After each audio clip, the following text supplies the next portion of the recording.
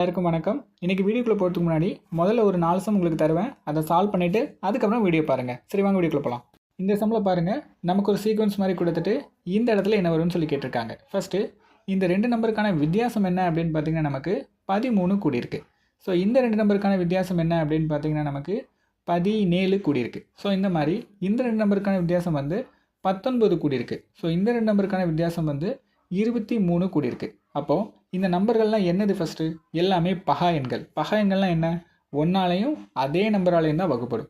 இப்போ 23க்கு அடுத்து உள்ள பகா எண் என்னவாக இருக்கும்? 29 இருக்குமா? அப்போது 88ல் 29 கூட்டியிருக்கணும். கூட்டின ஆன்சர் என்ன வரும் அப்படின்னு பார்த்தீங்கன்னா 117ன்னு வரும். இதுதான் ஆன்சர். இப்போ அடுத்த சம் பார்க்கலாம். இந்த சம்மில் நமக்கு என்ன டிஃப்ரென்ஸ் இருக்குது அப்படின்னு பார்த்தீங்கன்னா, எனக்கு தெரிஞ்ச டிஃப்ரென்ஸ் எதுவும் இந்த மாதிரி இல்லை. நான் 7 எப்படி வந்துச்சுன்னு சொல்கிறேன். 7ங்கிறது 2 கியூப் பண்ணி 1 கழிச்சிருக்காங்க. 2 கியூப் பண்ணால் 8, அதுலேருந்து 1 கழிச்சா 7ன்னு வந்துருச்சா? ஸோ அதே மாதிரி 26 எப்படி வந்திருக்கணும்? ஸோ அதில் 2னா இங்கே 3 கியூப் பண்ணி சேம் 1ஆல் கழிச்சிருக்காங்க. 3 கியூப் பண்ணால் 27, 1ஆல் கழிச்சா 26. ஸோ அந்த 26 தான் அது. அப்படின்னா இதில் 4 கியூப் பண்ணியிருக்கணும், இதில் 5 கியூப் பண்ணியிருக்கணும். அப்போ இந்த டைமில் எதை கியூப் பண்ணியிருப்பாங்க? 6 கியூப் பண்ணியிருப்பாங்க. ஸோ 6 கியூப் பண்ணி 1ஆல் கழிச்சிருப்பாங்க. 6 கியூப் பண்ணால் 216, 1ஆல் கழிச்சா என்ன வரும்?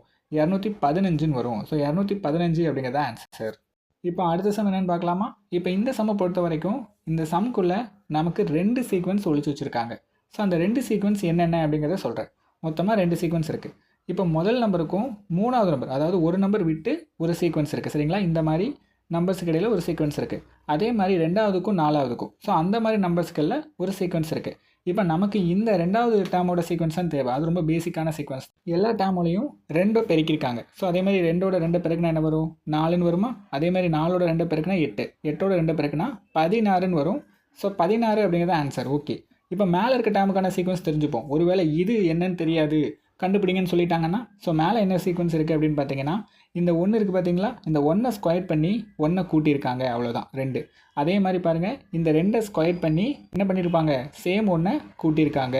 ஸோ இந்த வரிசையில் தான் என்ன பண்ணணும்? மேலே இருக்க சீக்வன்ஸை நீங்கள் சால்வ் பண்ணணும். ஓகேவா?